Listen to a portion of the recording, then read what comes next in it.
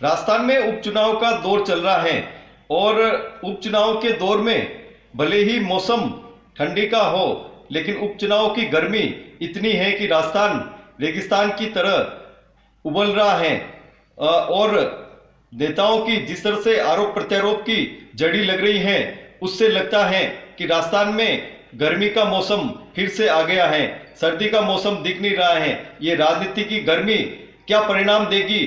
हमारे साथ में परिणाम पर भविष्यवाणी पहले से ही करने वाले राजस्थान में दिग्गज नेता चंद्रराज सिंह भी हमारे साथ में हैं।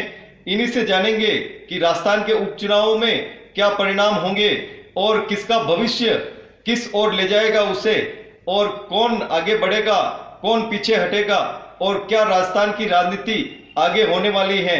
हमारे साथ में चंद्रराज जी सिंह भी हैं। सिंह जी साहब, आप बड़े भविष्यवेत्ता हैं, कईयों का भविष्य आपने सजाया है, संवारा है।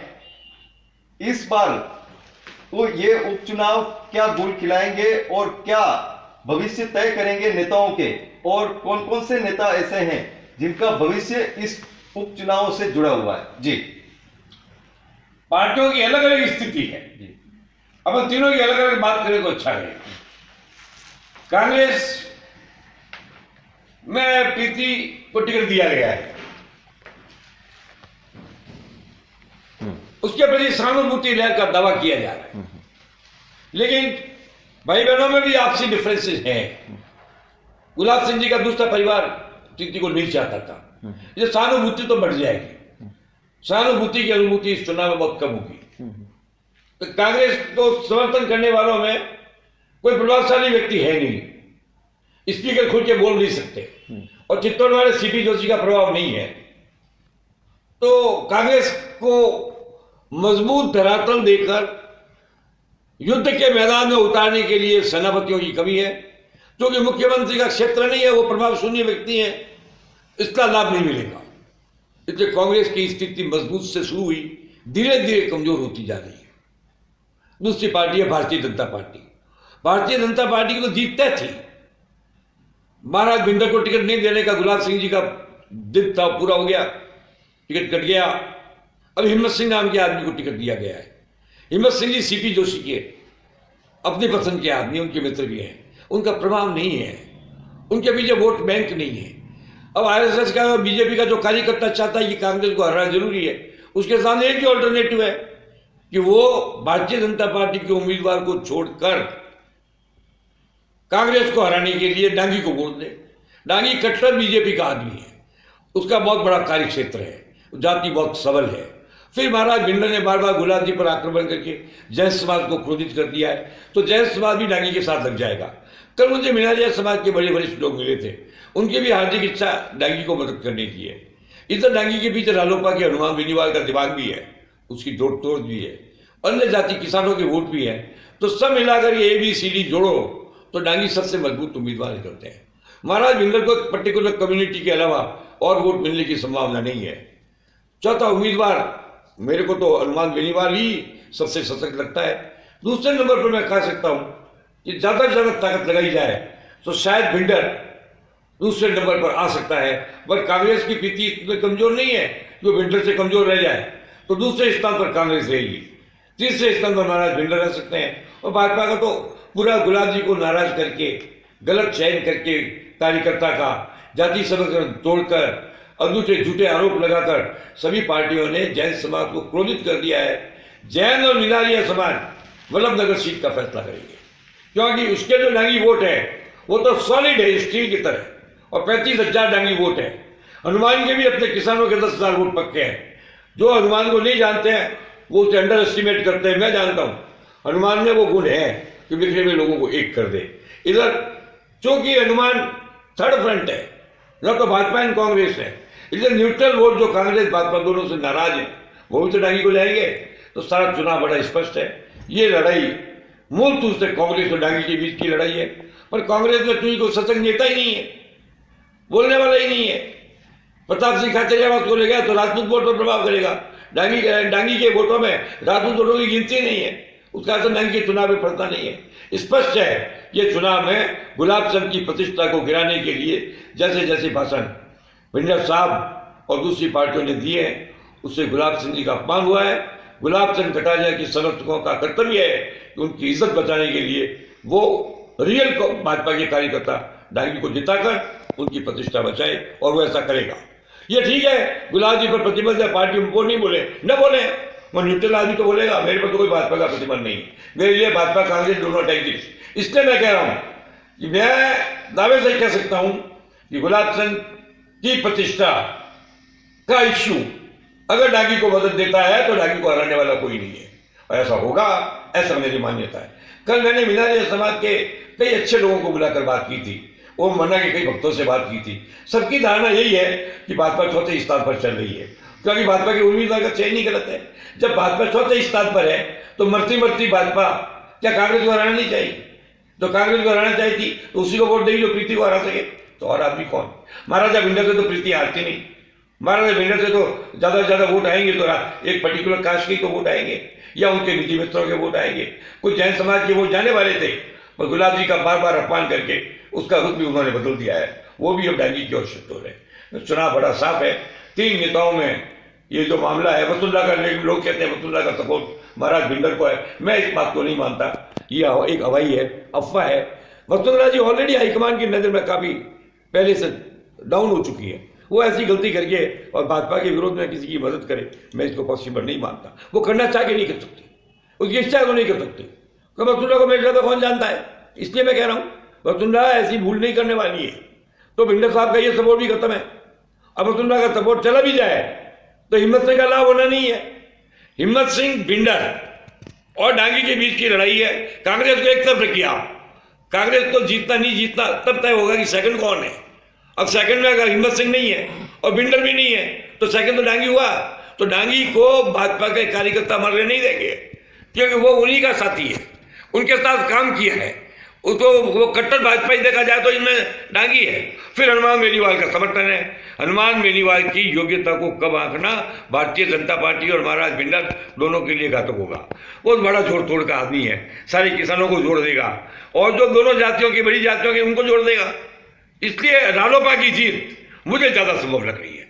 अब होना जा रहा तो भाग्य है, कौन कह सकता चुनाव में क्या होता है, पर स्पष्ट है कि इस चुनाव के अंदर भाजपा चौथे स्थान पर रहेगी। मैंने ये बात की, उसके 1 महीने बाद अशोक गहलोत ने भी यही कहा है कि भाजपा चौथे स्थान पर जाएगी।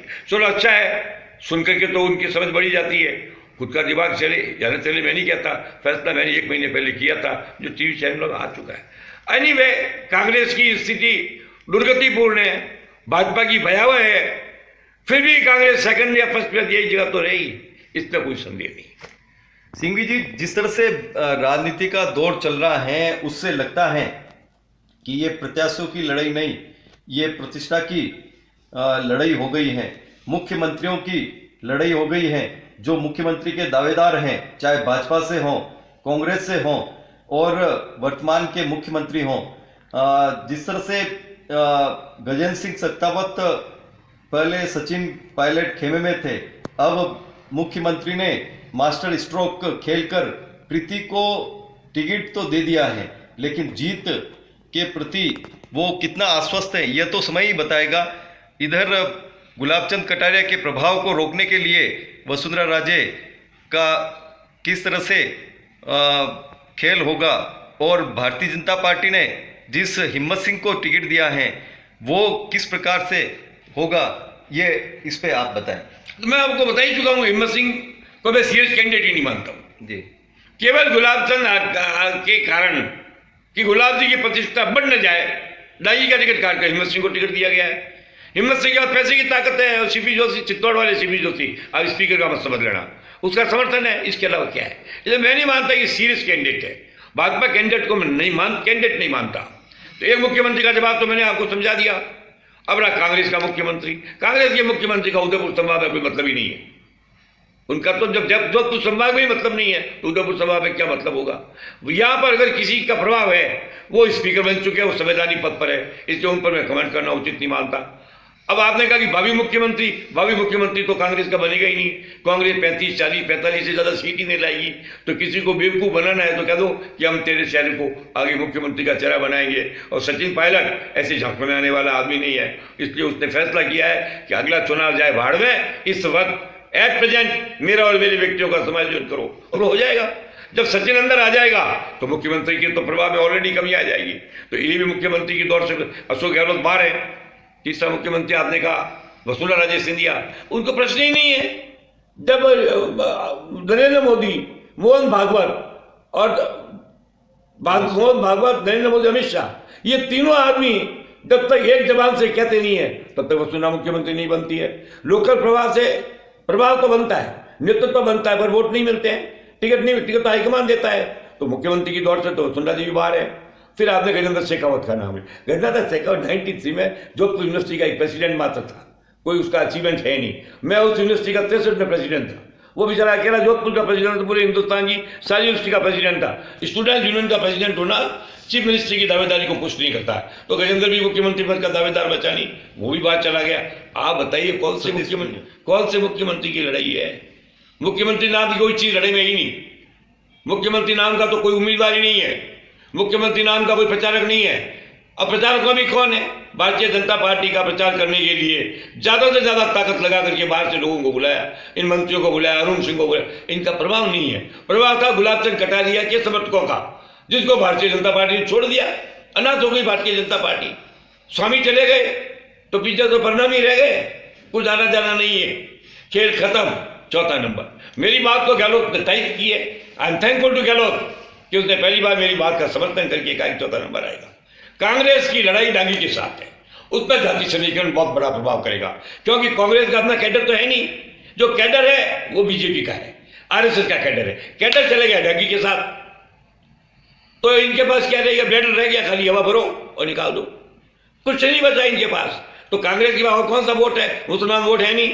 हालांकि एक बड़ा तुगलकी आदेश आज निकाला है कि आप भविष्य में बनने वाले स्थानों पर पुलिस परिसर वगैरह कहीं भी मंदिर स्थापित नहीं होंगे तो सरस्वती की पूजा बंद करवा दो। सेक्रेटरी से सरस्वती की मूर्ति हटाइए, आप तुरंत हटाइए, पार्वती की हटाइए, सरस्वती की हटाइए, दुर्गा की हटाइए। अब जैसे सीएम निवास से हटाइए आप, सरकारी निवास तो वो भी है।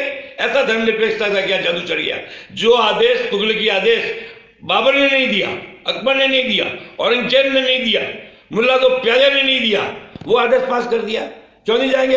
हर थाने पर मेरी तरफ से तो धर्म प्रतीक मूर्ति की स्थापना से अपराधियों का मनोबल टूटता है, उनकी धार्मिक भावना बढ़ती है। अब जब धार्मिक भावना बढ़ती है तो अपराध प्रवृत्ति घटती है, उसे प्रमोट करना चाहिए।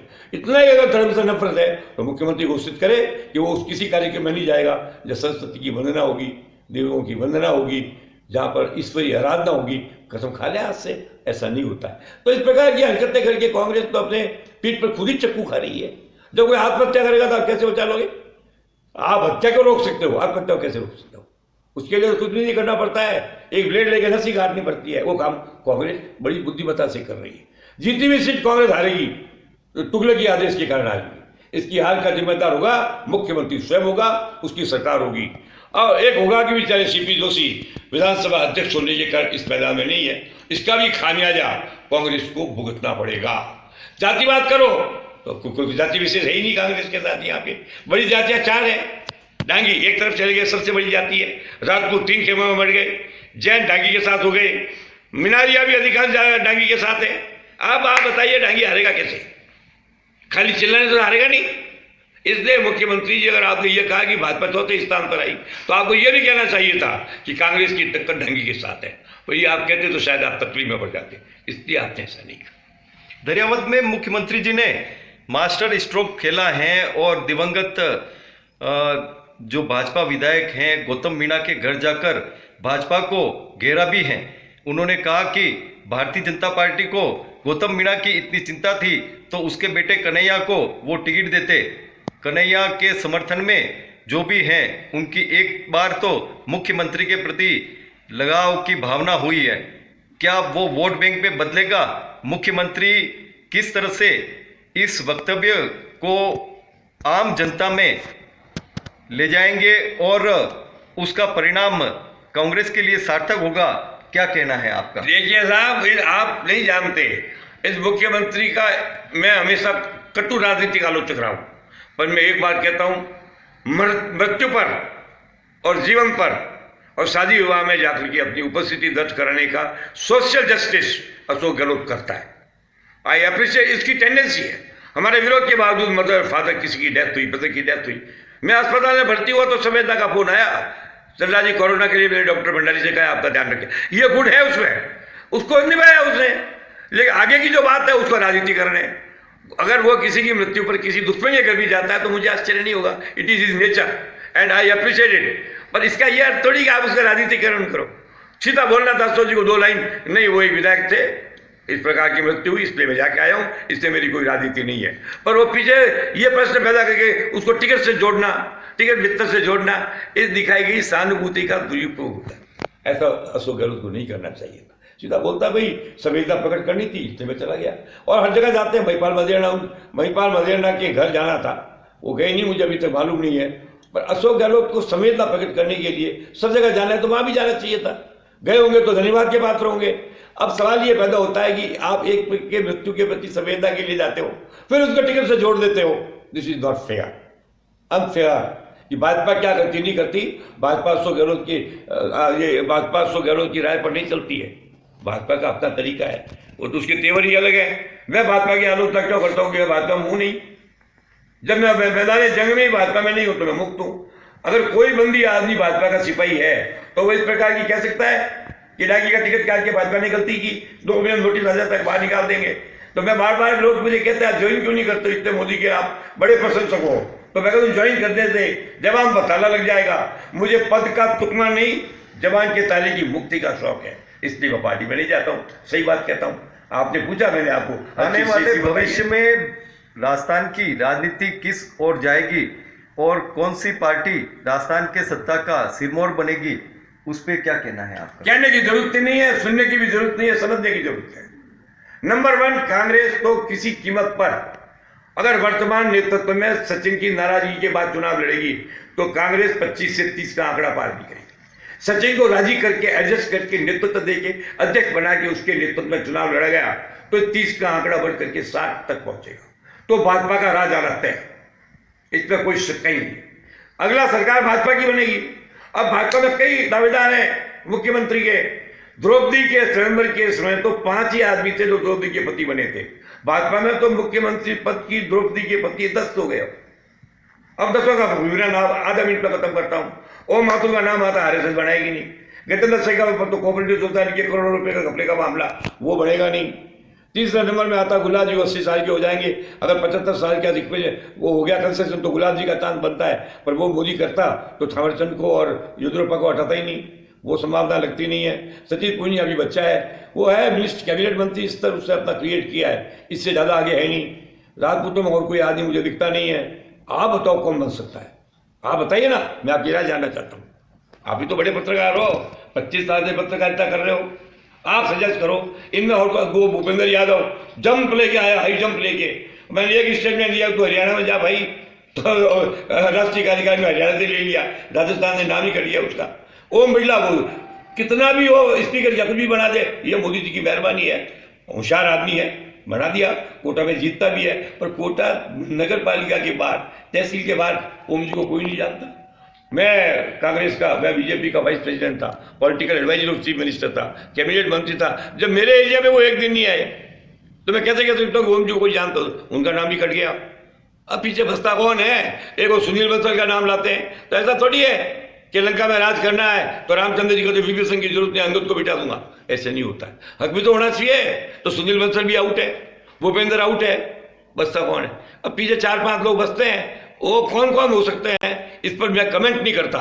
समझता तो हूं, शक भी है, संदेह भी है, मैं जानता भी हूं, और तकरीबन मेरे दिमाग में जो नाम है वही नाम एक्सेप्टेबल होगा, सबको होगा। नाम एक्सेप्टेबल 3 कंडीशन है। अच्छे घर का आदमी होना चाहिए, आरोप नहीं होना चाहिए, साधन संपन्न होना चाहिए। जहां तक जाट का प्रश्न है, वो भाजपा का मुख्यमंत्री बनता नहीं तो राजपूत बनना चाहिए, तो राजपूत भी होना चाहिए। इन सब गुणों को मिला करिए। आप बताइए कि आप किस नाम पर आपका दिमाग जा रहा है? भारतीय जनता पार्टी में यूं तो कई नेता हैं, लेकिन उन नेताओं में भी दिया कुमारी का नाम जिस तरह से भारतीय जनता पार्टी में चल रहा है, और दिया कुमारी सांसद भी हैं, विधायक भी रही हैं, और जयपुर से वो राजघराने से संबंध रखती हैं। राजस्थान की राजनीति में और राजस्थान के राजपूतों में उनका वर्चस्व भी है। क्या कहना है दिया कुमारी के बारे में? मैं आपके इस प्रश्न का उत्तर नहीं देकर के अस्वीकृत नहीं करता। मैं समर्थन नहीं करता, पर मैं अस्वीकार नहीं करता। एक नाम आपने कहा है, और जब आप खुद ही कह रहे हो कि लोगों में चर्चा और संभावना है, तो मैं किसी के नेगेटिव क्यों बोलूं? अगर कोई नेगेटिव पॉइंट होता तो मैं पूछ लेता। मुझे कोई नेगेटिव पॉइंट अभी दिखा नहीं, दिखे तो सबसे पहले हाल होता मैं करूंगा, पर ऐसा पॉइंट ही नहीं है कोई। आपने जो बात की तो कुछ झूठी नहीं है, तो आपके सत्य को ठुकराऊं, इतना बड़ा मूर्ख तो मैं हूं नहीं। ऐसे ही लोग चाणक्य थोड़ी कहते हैं साहब, बड़ा सोच समझ के काम करना पड़ता है मेरे को, बड़ा सोच समझ के बोलना पड़ता है। एक बात को ध्यान रखो, कबीरा जिना बावरी कई क्या सड़क पताल, आप उनका भीतर है जूती खाद कपाल। एक बार अशोक गहलोत ने सचिन के लिए निकम्मा नकार रखा, उसकी कीमत गहलोत को आज भी चुकानी पड़ गई। 4 दिन पहले उन्होंने राष्ट्रदूत नामक अखबार के खिलाफ जो आक्रमण किया है, जिंदगी भर उसे उनकी कीमत चुकानी पड़ेगी। एक पत्रकार लिख दिया क्या हो गया? मुख्यमंत्री का काम एक पत्र पर कमेंट करना है, वो भी लगातार लंबे समय तक। मैं कहता हूँ राष्ट्रदूत वो अखबार है जिसकी स्थापना हजारी बाबू जैसे ईमानदार आदमी ने भैरू सिंह के सहयोग और नरेंद्रनाथ आचार्य के सहयोग से की थी, जिसका शिव पूजन त्रिपाठी जैसा प्रकांड पंडित एडिटर हुआ करता था। तो कई बातें उसकी अच्छी भी है, हो सकता है उसने जरूरत से ज्यादा मुख्यमंत्री की आलोचना करके उनको कुलित किया हो, ऐसा उसको नहीं करना चाहिए था। मगर सत्य का फैसला मैं कौन हूँ करने वाला? आपने पूछा, मैंने आपको जवाब दे दिया। और फरमाइए कुछ। राजस्थान की राजनीति का खेल भले ही व्यंजना में चले, लेकिन परिणाम क्या होगा और शाश्वत रूप से कौन सामने आएगा आगे आने वाले भविष्य में नेता के रूप में, यह तो समय ही बताएगा। समय की प्रतीक्षा करिए और देखिए कि राजस्थान की राजनीति किस ओर जाती है। नेता तो कई हैं, लेकिन अभिनेता तो एक ही होता है, और वो कौन बनता है राजस्थान का, यह तो समय ही फैसला करेगा। हम आपको और भी नेता के साथ इसी तरह से उनकी क्या भावना है, क्या वक्तव्य हैं और राजस्थान की राजनीति के प्रति उनकी क्या दिशा निर्देश हैं, हम आपको दिखाते रहेंगे। हेमेंद्र श्रीमाली, उदयपुर।